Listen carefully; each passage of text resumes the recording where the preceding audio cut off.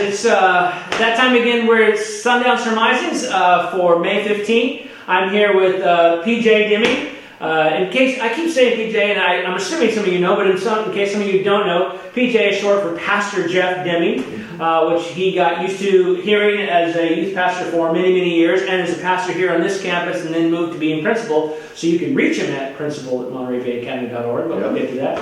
My name is Gregory, and we're just going to go through some texts and stuff that we like and some favorite stories. And we hope you'll join us and maybe learn a little bit out of the way. Feel free, by the way, to write us. So, all right. Ask us questions, anything you want to know. And this week I'm excited. This is one of my favorite stories. It's a great story. It is a great story. And there's so much happening here. Yeah. And so our story takes off in the Luke 8. And I just want to set it up because there's so much happening here that, and the final part is where I really want to get to. Okay. I struggle with the story because I think that a lot of us can find ourselves in the request. So the story is set up this way. Jesus is passing through a town. Yep. A royal authoritative person, a centurion, somebody part of the house, it comes up and says, hey, my daughter is sick. Can you come? Jesus accepts the invitation, and then he's walking, and here's what's so funny about this, is that he's walking through a crowd, and and I only think of this sometimes as like, so what kind of a big crowd have you been in? Tell me something. Wow. I've been at like stadiums, football games, concerts where I've sung, and 2,000-3,000 people. Sure, are all together. Yeah. Okay. I'm not in a mosh pit. Right. I'd like to see you in a mosh pit. I think that'd be cool. Well, so one of the ways I feel is I was a student missionary in Japan years ago, and had a chance to go back there this last November. Getting in the subway, I've heard. Getting in the subway, and they're pushing you in. But this question that was asked of Jesus, or Jesus asked, right. If somebody asked that question, I'd be like, I have no idea. The question is this. The question that Jesus asked is all of a sudden he's walking along, and the Bible talks about he feels a power go out from him, and he says, who touched me? Yeah. Now he stops. Who touched me? And here's where, and sometimes we always say there's no stupid questions, but sometimes I think the listener who hears the question sometimes wonders that's kind of dumb, and so. The white space around the black letters, I tend to see as Peter, Well, it says that Peter, and Peter, I know is one of your favorite characters. Right. About several weeks ago, it's like, and Peter stops in and says, "Who do you mean? Who touched you? Oh, how do you know?" Because again, there's a crowd, and I envision this kind of small cobbled street, and he says, "Who does everybody?" Peter's like, "Wait, what kind? Is this a trick question?" Because there's like everybody here, right? Yeah. So understand this. There's a father whose daughter is sick. There is a movement of crowd, and there's a lady, and she's been suffering too. And this story is really about suffering. It's about the heartache of what it is. And to me, it's twofold. And because I had an ailment with my kidney that I suffered for about 7 years. So this story really spoke to me because this woman goes through suffering for a long time. And sometimes, and I wonder, as their story, because our other story, at the end of the story, is with death. Right. I wonder how many times she wished that death could come through her this suffering. 12 years, the Bible says. Yeah, which, as long as that child has been, that's the whole, 12 years the child for suffering. And so, as she finds relief by touching the hem, and the Bible says immediately. Yeah. So, where our story comes back to is Luke 8, and I just want to bring this out to you, and we're going to start in the middle of this. So that's the background, and so he says in verse 48, I just want to jump right there for a minute. Verse 48, Luke chapter 8, if you have your Bibles or electronic Bibles, turn with us. Luke 8, it says, "Daughter, talking to the woman who has just touched the hem of his garment and been healed, your faith has saved you. Go in peace." Now, here's where the story takes a turn, and this is what really catches me: the emotions of this story, the emotions of this moment. Because as they're walking, going on the behest of this gentleman, asking for help for his family, they're walking along, and then they stop. Jesus, who touched me? Okay, and the focus comes on this struggle that is happening right in front of him with this lady who has suffered, is now healed. And I imagine the stomp or stamping of the feet of the man saying, "Can we go? Can we go now? It's time." My daughter is, hello? Right. He's trying to be patient. Now, it says he's a ruler of the synagogue, which means he's like, today's modern equivalent would be like the senior pastor. You have a large church and you have a person who's in charge of all the other people, and he's what we call it, or maybe an executive. Like, so if it's a really big church, like Linda, they have a senior pastor whose job is preaching, but then you have an executive who handles all the business things. That's this guy. Okay. So he probably already feels like, dude, I kind of pay my dues. Right. So can we move on? Yes. Well, and then here's where it happens. So you have this struggle, and then you have this relief, and then you have this struggle, and then here's the words. While he was still speaking, someone came from the synagogue leader's house and said, "Your daughter is dead. Don't bother the teacher anymore." Yeah. Trouble not the master. You know, and his heart must have just sunk, because the word the guy used, his servant used for dead, is apothnesko. I wrote it over here. So apothnesko. I did say it right. Okay. Yeah, you did. You got it. And it's like she's dead. It's like not like she's breathing her last.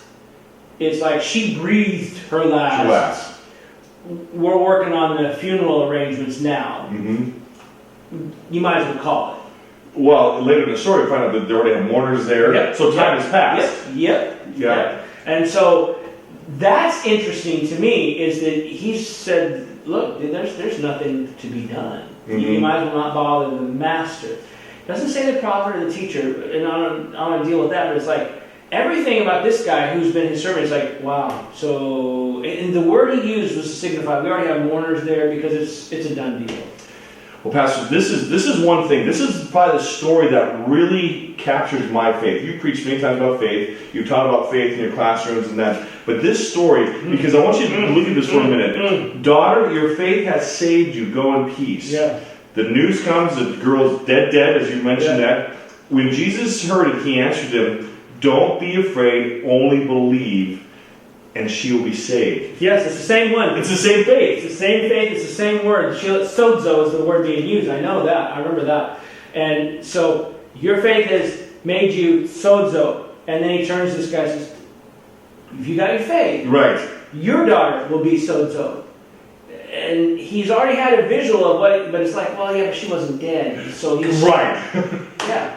Wow. But he tells him to hang on, and that's where, and he says after he came to the house. Okay, so just the idea of why are we walking, you know, and I picture, and what's curious too, the Bible does not bring this out, but I wonder about the woman.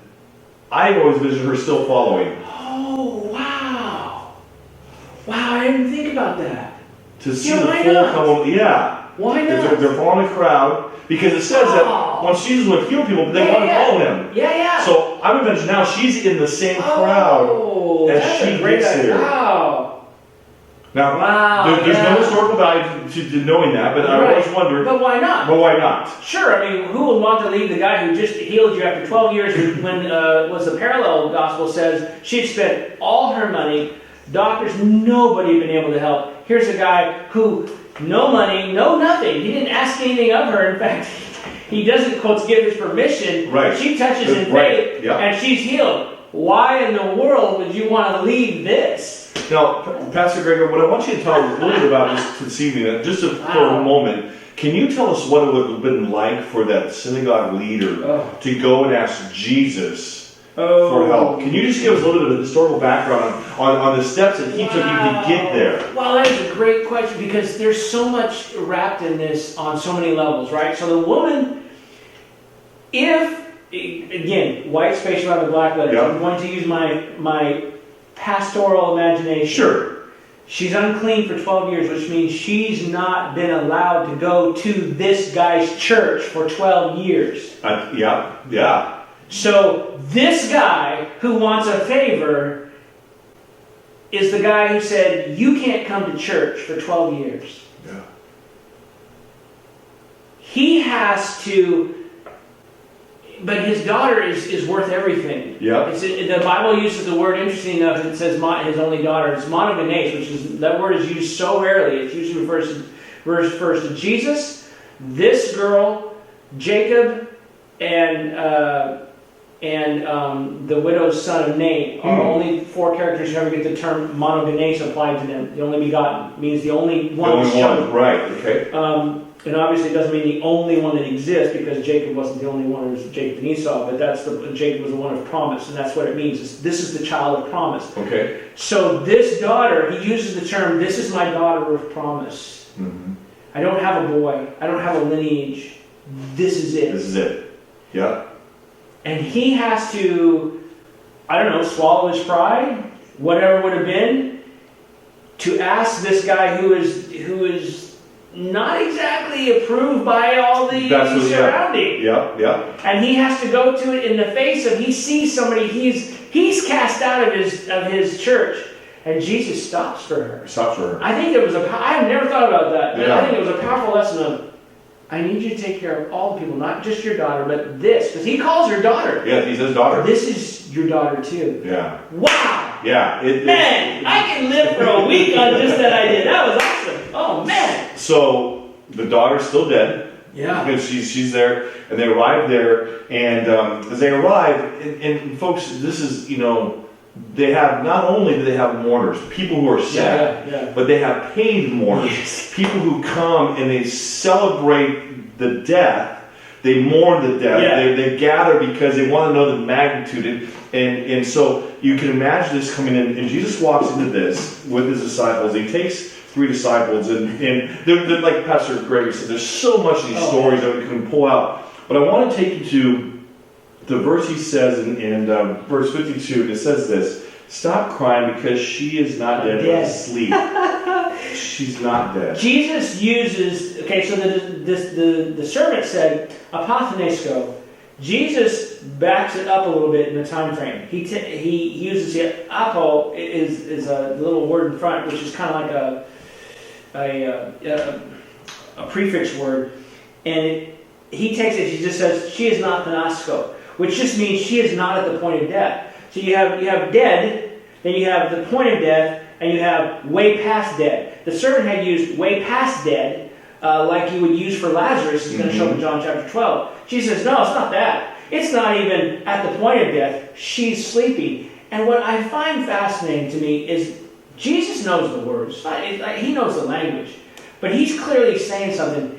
With you guys, maybe that's what you see. Right.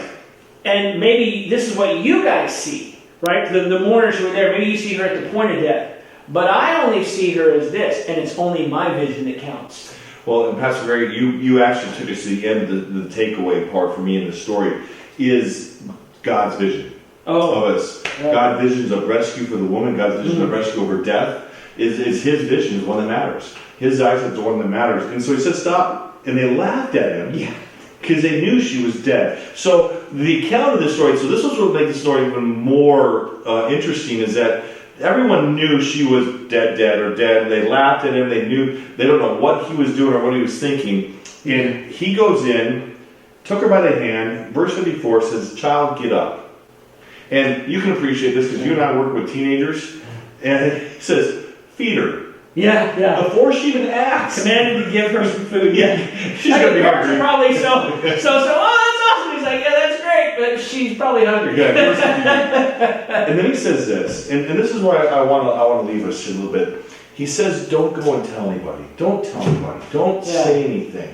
Now, from this experience, we know that the ministry that Jesus was trying to do largely changed because the word went out. He told this is the second time he said, please don't tell anybody. The other was a leper.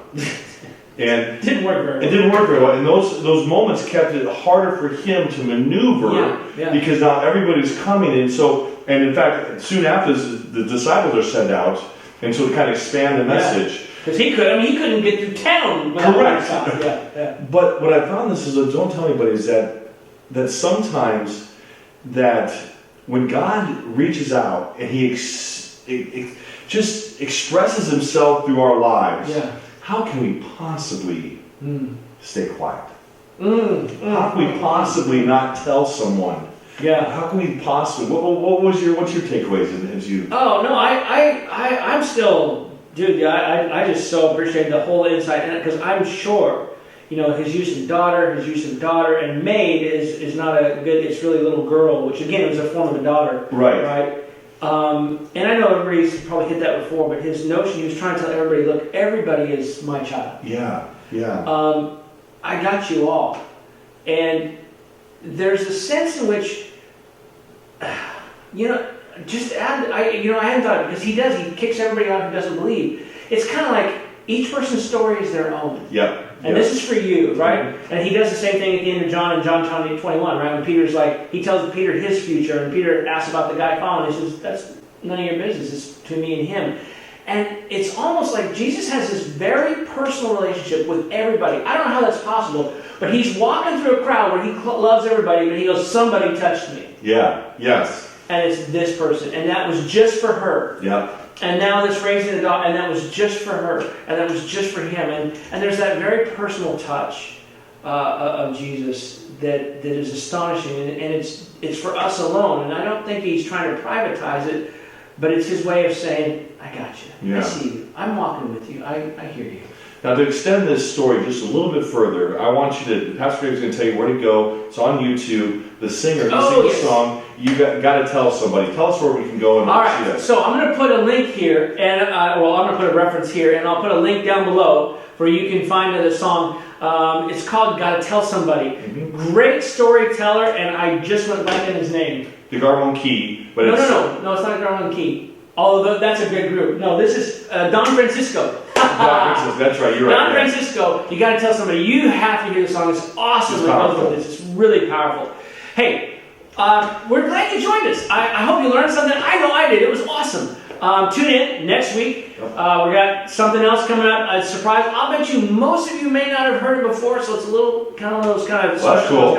I haven't heard it yet. So that's right. Yeah. Everything's organic to see. But again, thank you for joining us, Pastor Jeff Deming, PJ Deming at principal at MontereyBayAcademy.org. I'll get it. You will. And if I don't, I'll put it up behind you. And D. Gregory at MontereyBayAcademy.org. Thank you for joining us for Sundown Surmisings.